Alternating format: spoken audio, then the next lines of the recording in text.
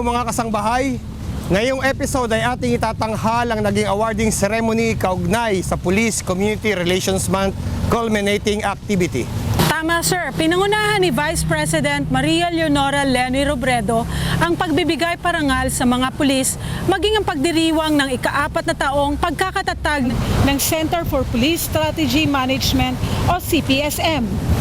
Ibabahagi rin natin ang laban at mga pinagdaanan sa buhay ni Police Inspector Christopher Cumicio Dulagan, isang proud igrot para sa Misters of Pilipinas 2016.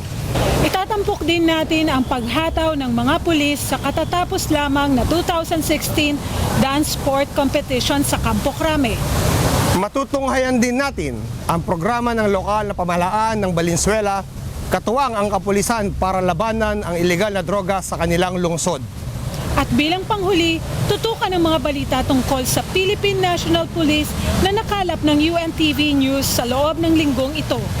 Ito ang serbisyong hatid ng pulisya para sa bayan. Para sa mamamayan, Police at your service!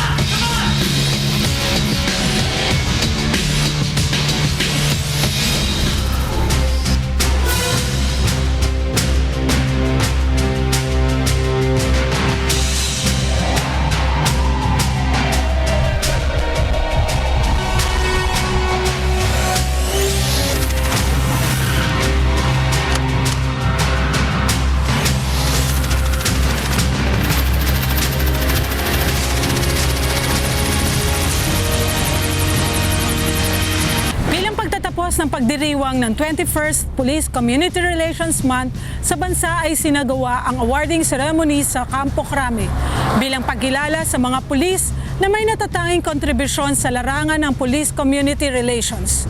Panoorin natin ito.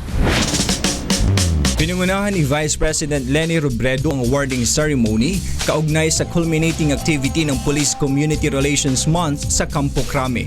Ito ay kasabay ng flag raising ceremony noong Lunes, August 22, 2016. Kasama rin sina Deputy Chief for Administration, Police Deputy Director General Francisco A. Uyami Jr.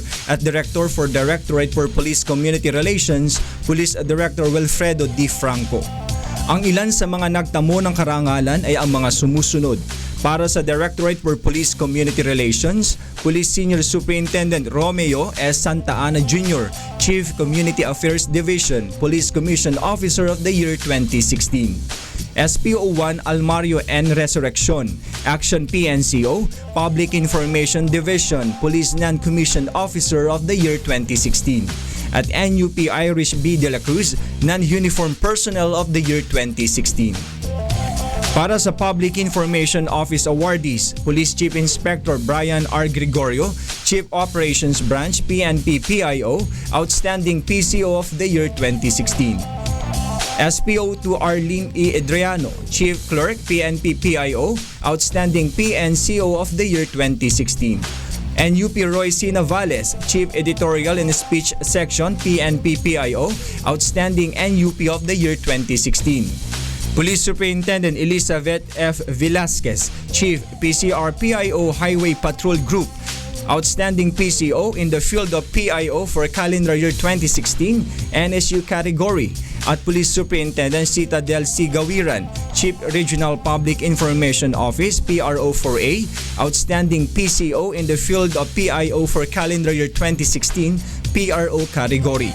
Para sa unit and individual awardees, Pangasinan Police Provincial Office PRO1, Outstanding Police Provincial Office in the field of PCR for calendar year 2016. Santa Rosa City Police Station PRO4A, Outstanding City Police Station in the field of PCR for calendar year 2016. Pozo Rubio Municipal Police Station PRO1, Outstanding Municipal Police Station in the field of PCR for calendar year 2016.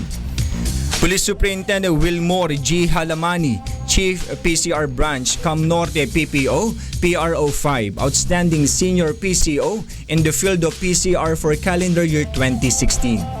Police Chief Inspector Ryan L. Manongdo, Chief of Police, Pozo Rubio Municipal Police Station, PRO1, Outstanding Junior PCO in the field of PCR for calendar year 2016. SPO4 Cesar J. Penuela, PCR PNCO, Haro Municipal Police Station, PRO6, Outstanding Senior PNCO in the field of PCR for calendar year 2016. At PO3 Cristina S. Olay, PCR PNCO, Balawaan Municipal Police Station, PRO1, Outstanding Junior PCO in the field of PCR for calendar year 2016. Para sa Special Award, Representative Arlene B. Arcillas, City Mayor, Santa Rosa City, Laguna. Sobrang overwhelming, no? At siyempre nagpapasalamat ako sa PNP, siyempre sa PIO for the recognition, no? Napakahirap po nila maging outstanding PIO. So nagpapasalamat ako sa buong pambansang pulisya ng Pilipinas, no? Of course, masayang-masaya kami, no? At na-recognize yung aming efforts kami sa Public Information Office. So, nagpapasalamat ako siyempre sa PNP sa opportunity na nabigyan kami ng pagkakataon na makapag-serve under sa Public Information Office. At of course, sa mga kasama ko sa opisina na talagang nandyan at talagang tumutulong para makapag-deliver kami ng maayos when it comes to public information. Ipinagdiriwang ng PNP ang Police Community Relations Month alinsunod sa Presidential Proclamation number 764 na napirmahan noong January 24, 2005. Patuloy po ang hani ng pambansang pulisya sa pagsasagawa ng mga aktibidad at programa para mas mapagtibay pa ang matatag na samahan at ugnayan ng pulis at komunidad tungo sa ligtas na pamayanan.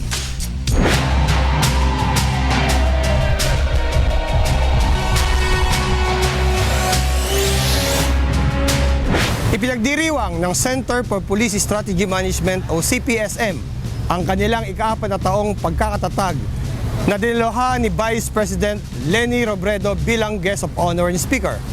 Tunghayan natin ang kanilang naging pagdiriwang. Sa tinatahak na programa ng Philippine National Police ang PNP Patrol Plan 2030, Peace and Order Agenda for Transformation and Upholding of the Rule of Law ay mahalaga na may opisinang sumusubaybay at nagpapatupad nito. Kaya naman malaking papel ang ginagampanan ng Center for Police Strategy Management or CPSM na pinangungunahan ni Police Chief Superintendent Noel Baraceros sa pagtitiyak na naisasagawa o naipapatupad ang PNP Patrol Plan 2030 sa buong kapulisan mula sa National Headquarters hanggang sa pinakamalayong istasyon sa bansa. Ang CPSM ay naitatag alinsunod sa NAPOLCOM Resolution number 2012-318 noong August 13, 2012. At ngayon ay pinagdiriwang ng opisina ang kanilang ika-4 na anibersaryo ng pagkakatatag. Pinangunahan ni Vice President Leni Robredo ang selebrasyon sa Campo Crame bilang Guest of Honor and Speaker. Aniya, malaking bahagi sa pagkakatatag ng CPSM si dating SILG Jesse Robredo sapagkat sa panunungkulan niya bilang kalihim ng DILG ay napirmahan ang resolusyon na naging susi sa pagkakatatag ng CPSM. Bahagi rin ng aktibidad ang pagbibigay ng pagkilala sa CPSM personnel para sa kanilang natatanging kontribusyon. Kabilang dito sina Police Senior Superintendent Warren Gaspar Tulito, Police Superintendent Rinel Sabaldica, Police Superintendent Jonathan Pablito, Police Superintendent Erci Nanette Tomas, Police Superintendent Ronald Bulalakaw, Police Chief Inspector Benjamin Balais, Police Chief Inspector Wesley Jan Gonzales, SPO4 Herne Pahimola, SPO2 Wilfredo De Vera Jr., SPO2 Neil Payos, SPO1 Joel Zamora, Retired Police Chief Inspector Justiniano Cabarlo, Miss Richelle Ann Arcega, Miss Paula Camille Biluan, Miss Faith Kinhoy, Mr. Roel Torres, Mr. Philip Maderazo at Mr. Rodrigo Turing. Samantala, kinalala rin ng CPSM at ng PNP ang kontribusyon ng mga miyembro ng National Advisory Group for Police Transformation and Development Advisory Council at iba pang stakeholder na katuwang ng pulisya sa programang PNP Patrol Plan 2030. Kabilang dito sina Retired Director Ernesto Bilen, Retired Lieutenant General Virgilio Domingo, Attorney Cynthia Martires de Castro, Director Leocardio Tovella, PNP Deputy Chief for Operations, Police Director Benjamin B. Magalong, Chief Superintendent Eduardo Serapio Garado at Chief Superintendent Ricardo Zapata Jr. Kabilang din sa binigyan ng pagkilala ang Cordillera Police Regional Advisory Council bilang Outstanding Regional Advisory Council at PNP Headquarters Support Service Advisory Council sa pangunguna ni Retired General Felizardo Serapio Jr. bilang Outstanding National Support Unit Advisory Council. Pagbati rin ang pinaabot ni Senator Win Gatchalian sa mga awardee at sa selebrasyon ng anibersaryo ng CPSM. Well, first of all, congratulations po dun sa mga binigyan ng parangal at dun sa mga kapulisan natin na na-recognize yung kanilang magagandang mga gawain para sa ating bansa. Ipagpatuloy natin to, especially ngayon na merong maigting ng kampanya ang ating Pangulo at nabanggit na maraming beses, many times na susuportahan niya ang ating kapulisan. Hindi lang sa mga kagamitan or sweldo, kundi yung moral support at yung backing na ipinangako niya. So let's take this advantage at gawin natin ang ating trabaho na maigi. Suportahan natin ang CPSM at ang PNP Patrol Plan 2030 na may layuning maging highly capable, effective, and credible police service ang buong Philippine National Police, katuwang ang komunidad tungo sa isang ligtas at mapayapang bansa. Happy 4th Founding Anniversary, Center for Police Strategy Management.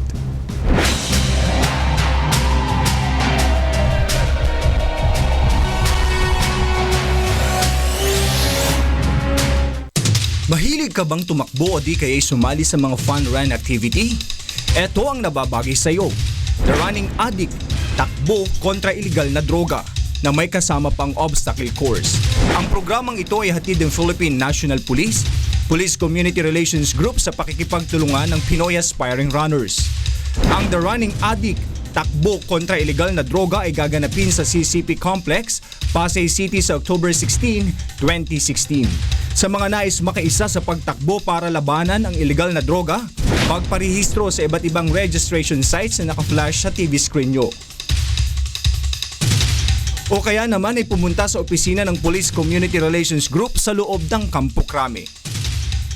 Para sa iba pang detalye, mag-text sa 0915-842-5951, 0998-8696-146 o sa 0977-7307-651. Halina at tumakbo para sa iisang misyon, ang labanan ang iligal na droga.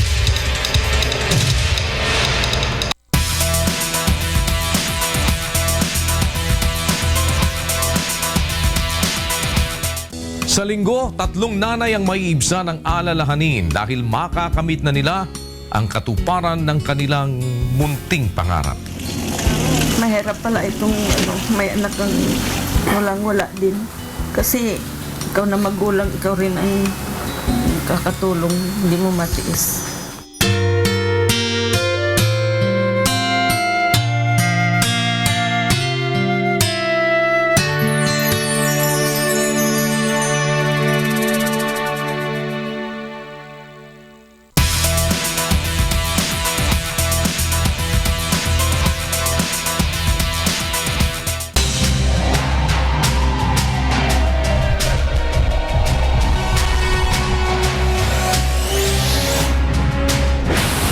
Masundayaw Class 2016 ng Philippine National Police Academy, kampilan awardee for sports at may mabuting loob sa kapwa. Ilan lang ito sa mga katangian at accomplishment ni Police Inspector Christopher C. Dulagan. At ngayon naman ay sasabak siya sa isang prestihiyosong kompetisyon sa bansa, ang Misters of Pilipinas 2016 na dati nang sinalihan ng ating mga gwapolis na sina PO2 Flormata at PO2 Cochico. Ating kilalanin ang proud igorot ng Cordillera at alamin ang kanyang advokasya. Muling sasabak sa pinaka-prestihiyosong pageant for males ng bansa, ang Misters of Filipinas, ang isa na namang pulis na si Police Inspector Christopher Cumicio Dulagan. 23 years old at ipinanganak at lumaki sa Sagada Mountain Province, isang proud Igorot. Tatangkain niyang ituloy ang magandang legacy ni na Mr. International 2014 winner na si PO2 Mariano P. Flormata Jr. at ni 2015 Manhunt International Philippines PO2 Don MacGyver L. Cuchico. Baon ng mga programa at advokasya tungkol sa pagprotekta sa kapakanan ng mga kababaihan, kabataan, nakatatanda at LGBT group. Isinusulong din niya ang advokasya kontra iligal na droga. Naniniwala siyang dapat protektahan ng ating pambansang pulisya ang lahat, higit ang mga kabataan sa napakalaking problemang ito ng bansa. I joined this Misters of Filipinas 2016 para palaganapin yung aming programa and to promote my advocacy, which is to promote campaign against the vulnerable groups. When we say vulnerable groups, referring to children's, elderly, women, and the LGBT groups. At alam ko po na dahil sa pageant na ito ay madedevelop more yung relationship ng kapulisan at ang komunidad.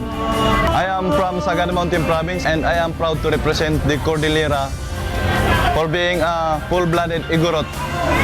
Si Police Inspector Dulagan o kilala sa tawag na Chris Dulagan, ang Igorot Police Inspector ay pang-apat sa 9 na magkakapatid.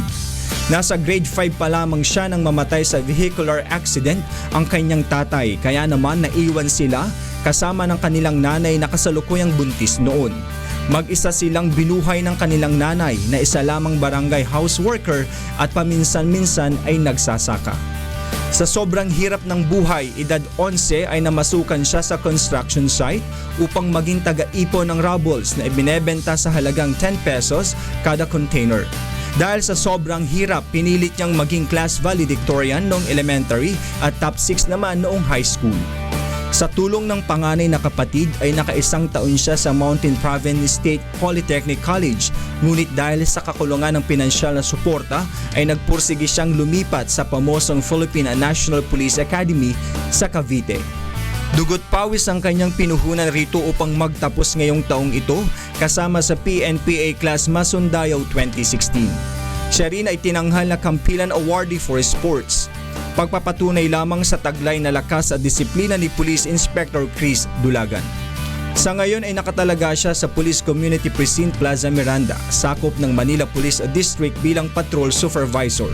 Dito ay aktibo nilang isinasagawa ang iba't ibang programa, aktibidad at best practices sa pamamatnubay ng kanilang commander na si Police Chief Inspector John Giagi, kapwa Igorot. Inabutan pa namin silang isinasagawa isang Biyernes ng hapon ang kanilang pagpapakain sa mga kapuspalad nating kapwa. Linggo-linggo nila itong isinasagawa upang maibsan ang gutom ng mahigit 300 kataong pumupunta doon para sa kanilang feeding program.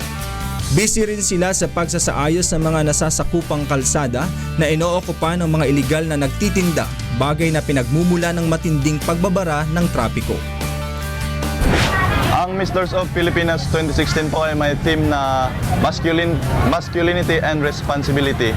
Bilang isang police po and assigned as patrol supervisor sa Plaza Miranda Precinct po, nakikita ko po sa male pageant na ito yung theme nila, which is masculinity and responsibility, kung saan alam ko pong makakatulong ito sa akin bilang isang police. Kasi po sa pagsali pa lang po ng pageant ay nakikita ko po yung pagiging responsible ng isang candidate para manalo po sa pageant na ito. Inaantay po nila yung programa natin na which is the feeding program. We are conducting feeding program every Fridays sa Plaza Miranda PCP.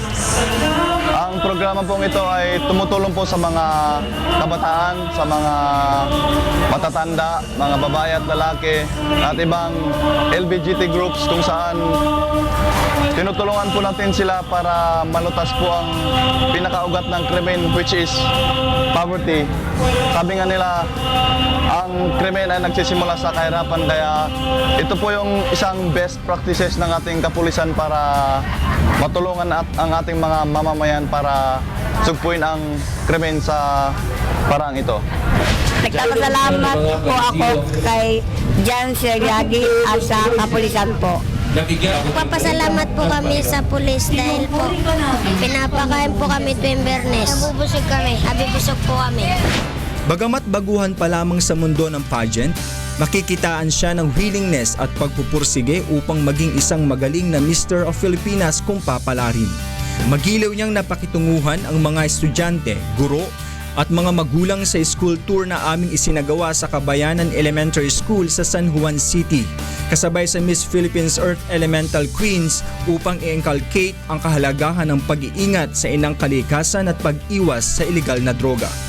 Sa ngayon ay busy si Police Inspector Dulagan sa pagharap sa Misters of Filipinas 2016, sabay ng pagtatrabaho bilang police officer sa PCP Plaza Miranda. Dalawang bagay na sobrang humahamon sa kanyang kakayahan ngayon bilang responsabling individual.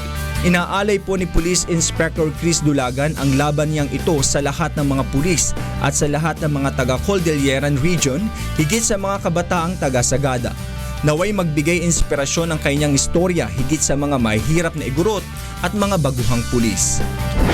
Sa lahat po ng manonood ng Police at Your Service, inihingi ko po yung buong suporta niyo sa akin bilang isang igorot, bilang isang pulis at bilang isang graduate ng Philippine National Police.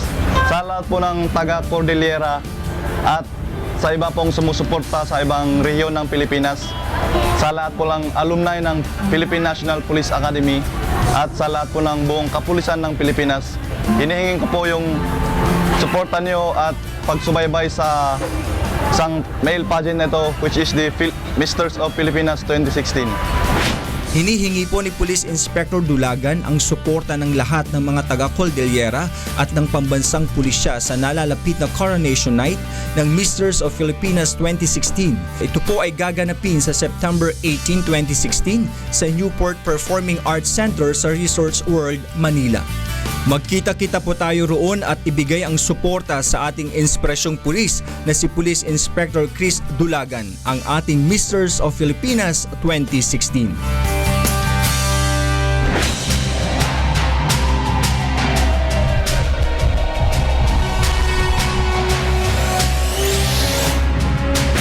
Apat na pares ng mga pulis ang nagtunggali sa 2016 PNP Sports Dance Competition sa Campo Crame. Ang pag-indak ng mga pulis, panoorin natin. Bilang pakikibahagi ng mga pulis sa taunang pagdiriwang ng PNP NHQ NSU Sports Fest dito sa Campo Crame, nitong nakaraang Martes, August 23, 2016, nagtunggali ang iba't ibang opisina sa ika-15 taon ng pagsasagawa ng paligsahang ito sa pagsayaw o 2016 PNP Dance Sports Competition. Ipinakita ng ating mga pulis ang kanilang mga itinatagong talento sa pagsayaw. Kanya-kanyang pagpapakita ng galing, estilo at pagpapasiklab ng lambot ng kanilang mga pangangatawan sa pagsasayaw. Una na ritong nagpakita ng kanilang galing sa pag-indak sa pagsasayaw sa saliw ng musikang pangtango, modern cha-cha, rumba at modern ballroom ay ang depending champion na Special Action Force na kinatawan ni na Police Senior Inspector Odessa V. Ramos at Police Officer 3 Rodolfo Sanchez Jr.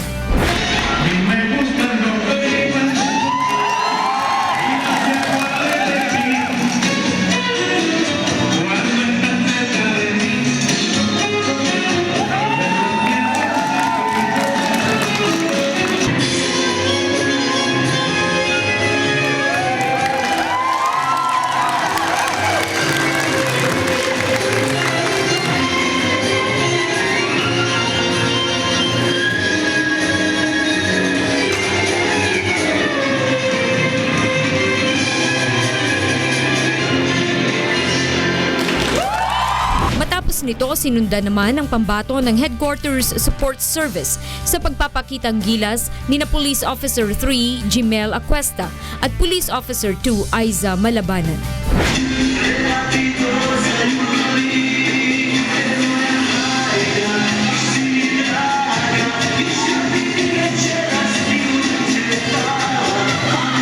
Hindi magkamayaw ang mga taga-suporta ng bawat mananayaw mula sa kani-kanilang mga kaopisina. Kaya naman, hindi rin nagpahuli sa pakikipagtunggali ang panlaban ng opisina ng Crime Laboratory Group na sina Police Inspector Winchell Shane Odasco at Police Chief Inspector Darwin Morales.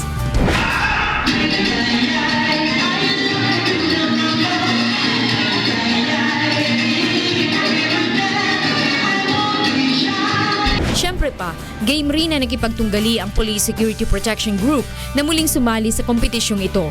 Matapos ang ilang taong pamamahinga sa pakikipagtunggali, ay muli silang sumubok at sumabak sa pagpapakita ng kanilang talento sa pagsayaw.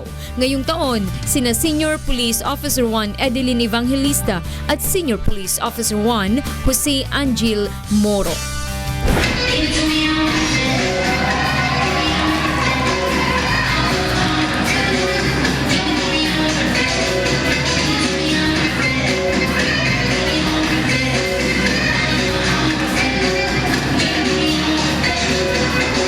Maliban dito, nagpaunlak din ng sayaw ang mga pulis ng National Capital Region Police Office habang tinatabyula ang grado ng mga tatanghaling panalo sa paligsahang ito.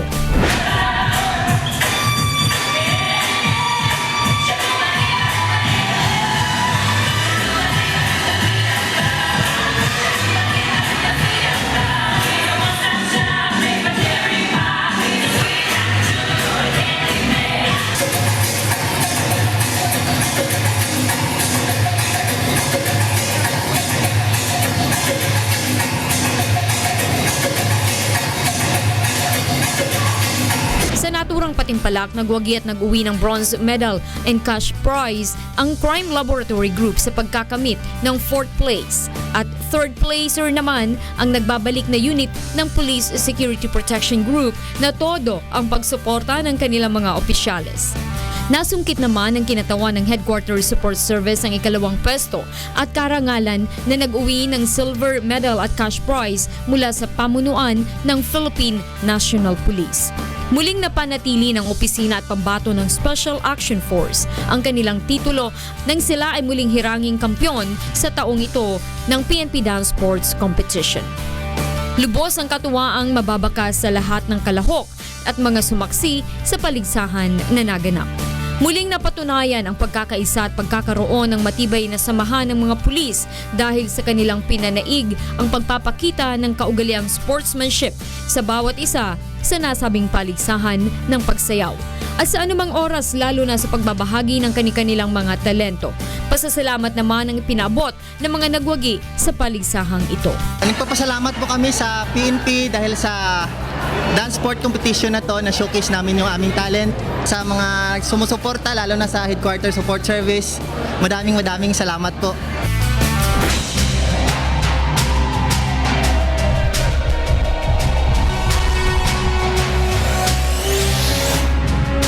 Ang paglaban sa iligal na droga ay laban nating lahat. Sa lungsod ng Valenzuela ay inilunsad ang programang VAD o Valenzuelanyo Ayaw sa Droga. Ang buong programa, tunghayan niyo po. Maituturing na malaking tulong at bahagi sa pag-iwas sa anumang insidente ang maagap na aksyon at pagbibigay ng impormasyon ng ating mga otoridad. Kabilang dito ang pagbibigay kaalaman ukol sa pag-iwas sa iligal na droga at paglaban sa kriminalidad. Ito ay tunay na epektibong paraan para mabawasan ang posibilidad na mabiktima ng krimen, lalo na ang ating mga kabataan. Isinagawa ng lokal na pamahalaan ng Valenzuela City, katuwang ang Valenzuela City Police Station ng pangalawang kabanata ng kanilang advokasya na Valenzuelanyo Ayaw sa Droga o VAD nitong nakaraang Martes, August 22, taong kasalukuyan sa Valenzuela City Astrodome, G. Lazaro Street, Barangay Dalandan sa lungsod ng Valenzuela. Ang programa ay bahagi ng anti-drug awareness activity tugon sa kampanya ng pulisya alinsunod sa Project Double Barrel na sugpuin ang iligal na droga na nagiging sanhi ng kriminalidad sa bansa. Mahigit 2,000 junior high school students ng Dalandan National High School ang nakinabang sa programa. Mas naging agresibo ang lokal na pamahalaan ng Valenzuela sa pakikipaglaban sa iligal na droga sa kanilang lungsod at suportado rin nila ang kampanya ng kapulisan. Mga kapwa ko kabataan, hello!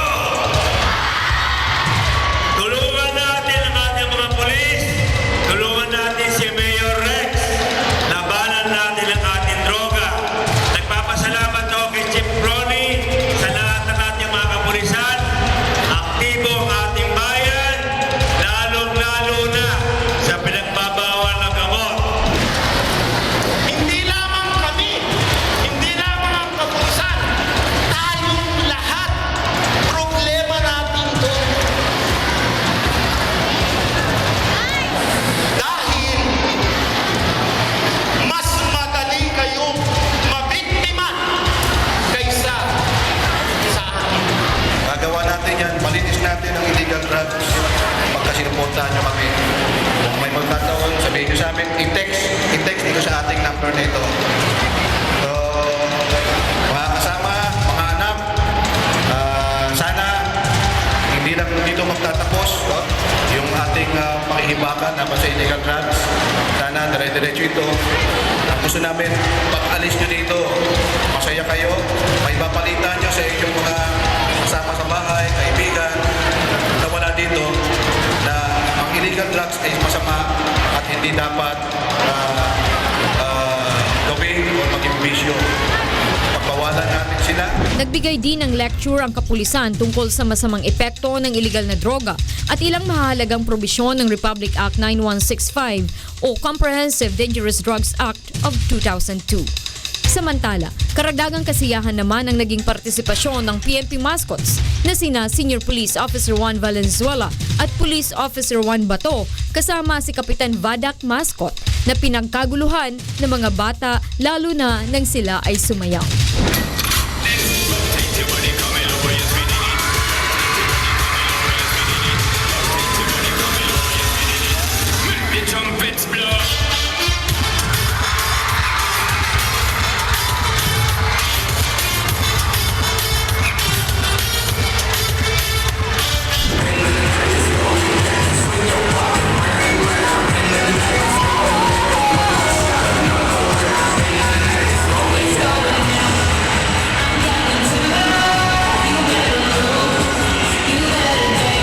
Nakiisa rin ang PNP puppets na sina Tatay Digong and the Addicts sa nagbigay ng impormasyon at aral sa mga bata.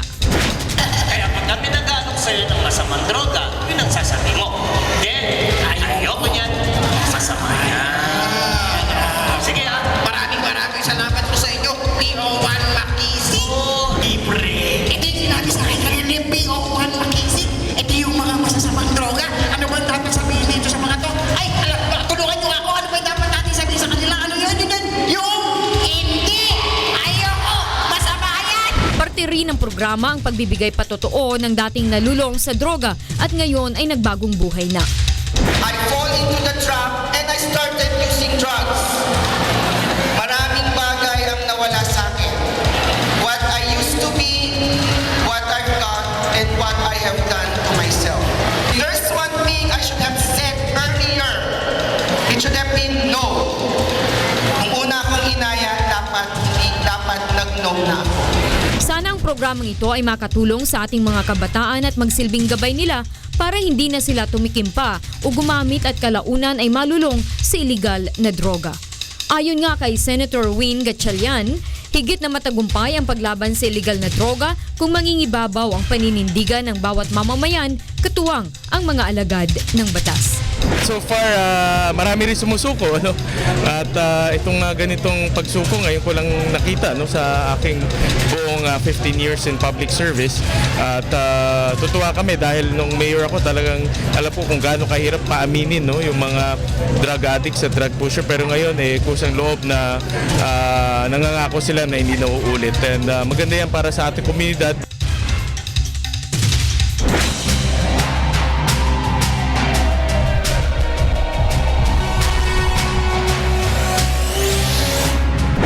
Naman sa mga balitang patungkol sa ating pulisya, narito ang mga nakalap ng UNTV News and Rescue sa loob ng linggong ito. Sa halos 10,000 pulis na isinailalim sa random enterprise drug testing ng Philippine National Police Crime Laboratory simula noong July 1, nasa 130 ang nagpositibo sa paggamit ng shabu matapos silang dumaan sa confirmatory test. Ayon kay PNP Crime Laboratory Director, Police Chief Superintendent Emmanuel Aranas, ang naturang bilang ay hanggang kaninang 7:50 ng umaga. We drug tested 99,598 PNP personnel. So out of this number, 130 unconfirmed positive for shabu. Ang mga naturang pulis ay mula sa iba't ibang rehiyon sa bansa na may ranggong mula Police Officer 1 hanggang Police Chief Inspector. Mahigit lang tayong kalahati, hindi pa natin masabi talaga kung aling region yung pinakamarami. Ranggo, merong Chief Inspector, then down to PO1. Ayon kay Aranas, hanggang sa kasalukuyan ay wala pang kumukwestiyon sa resulta ng kanilang test mula sa mga nagpositibo.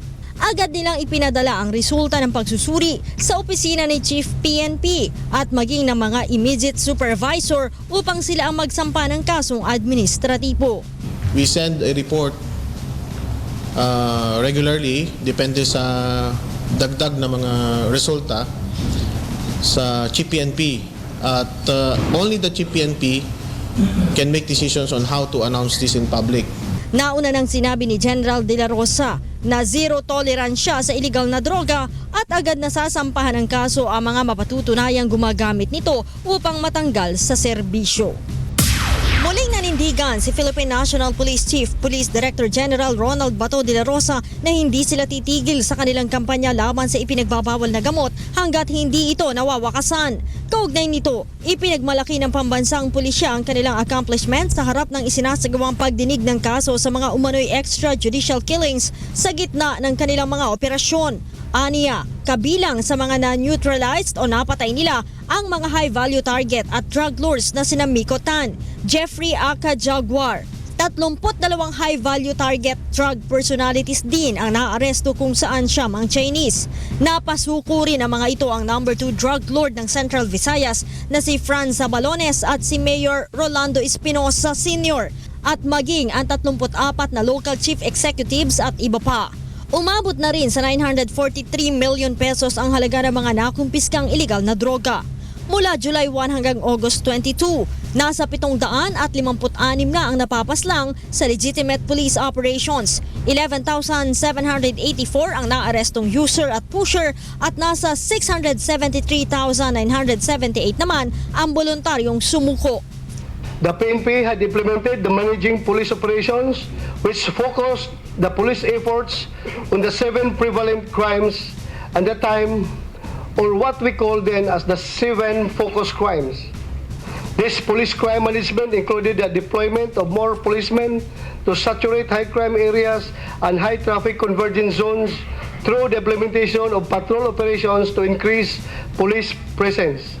Ipinunto naman ni De La Rosa na maging sila ay namamatayan din ng mga tauhan sa kanilang kampanya laban sa illegal na droga. Sa katunayan, 9 sa kanya mga tauhan ang napatay at 18 ang nasugatan. Tuloy din ang internal cleansing sa kanilang hanay. Bukod sa random drug testing kung saan 130 na ang nagpositibo sa illegal na droga na napipintong sampahan ng kasong administratibo ng kanilang mga immediate supervisor.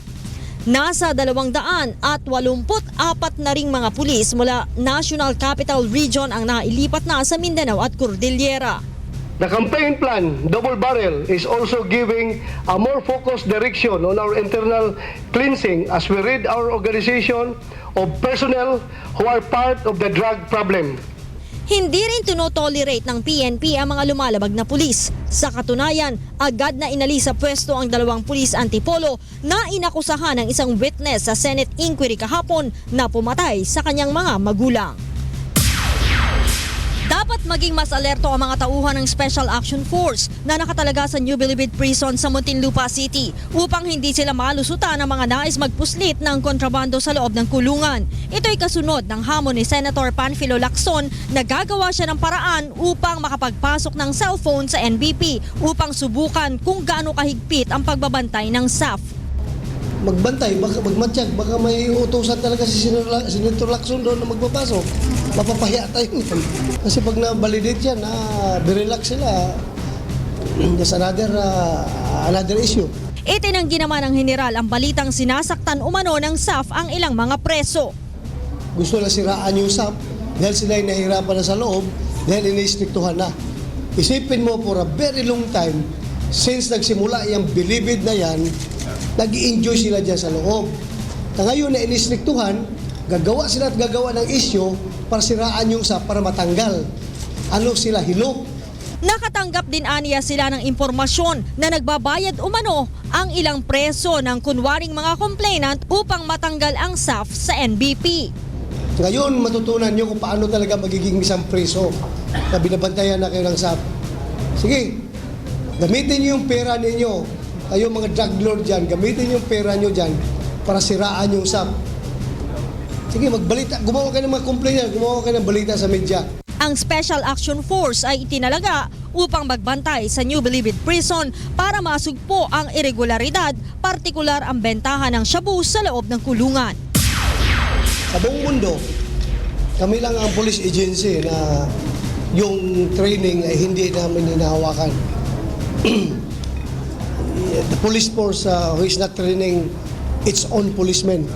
So it's very odd, very ironic at I cannot, I don't see the logic. Malaking hamon para sa pamunuan ng Philippine National Police ang kawalan nila ng kontrol sa pagsasanay sa mga police recruit.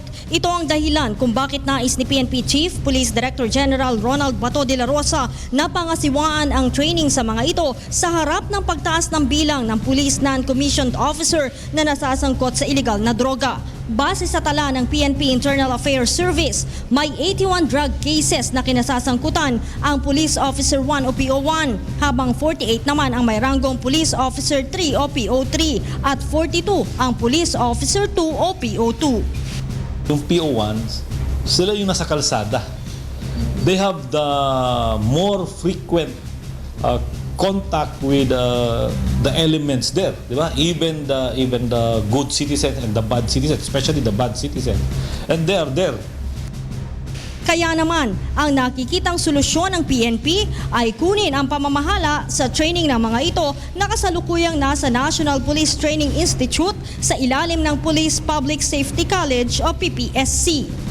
So in the PNP, we also want to handle the one to take charge of the training of our personnel so that we will assume responsibilities ng skills enhancement nila, intellectual development, and moral transformation. Ayon naman sa National Police Training Institute, sa isang taong pagsasanay ng mga police recruit, ang huling 6 na buwan ay ginugol na sa field exercise na ang PNP ang nangangasiwa. 1 year yung buong training nila eh. 4 PO1s, yung bagong PO1s. Ang umahawak na noon, yung last 6 months, ay yung training service. So ang binibigay lang ng National Police Training Institute, yun lang academics.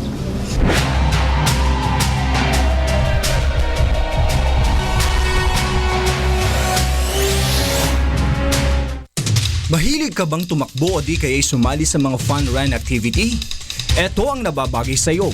The Running Addict, takbo kontra iligal na droga na may kasama pang obstacle course. Ang programang ito ay hatid ng Philippine National Police, Police Community Relations Group sa pakikipagtulungan ng Pinoy Aspiring Runners. Ang The Running Addict, takbo kontra iligal na droga ay gaganapin sa CCP Complex, Pasay City sa October 16, 2016. Sa mga nais makaisa sa pagtakbo para labanan ang iligal na droga, magparehistro sa iba't ibang registration sites na naka-flash sa TV screen nyo.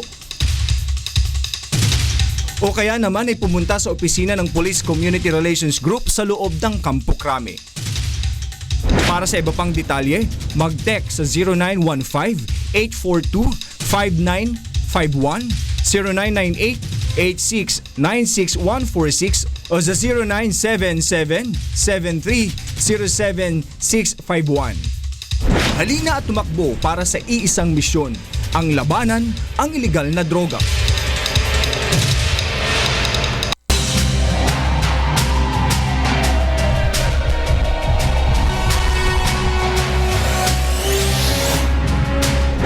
Patuloy po nating suportahan ng Philippine National Police ang programang Project Double Barrel Oplan Tokhang at PNP Patrol Plan 2030. Huwag po kayong mag-atubiling dumulog o i-report sa amin ang inyong mga reklamo at sumbong upang mabilis po namin itong maaksyonan. Samantala, kung mayroon kayong kakilalang pulis na may natatanging kwento, ibahagi sa amin upang mabigyan natin sila ng pagkilala at pasasalamat. I-browse o pasyalan ang PCRG sa Facebook, i-like ang PCRG page at i-follow kami sa aming Twitter account at PNP_PCRG.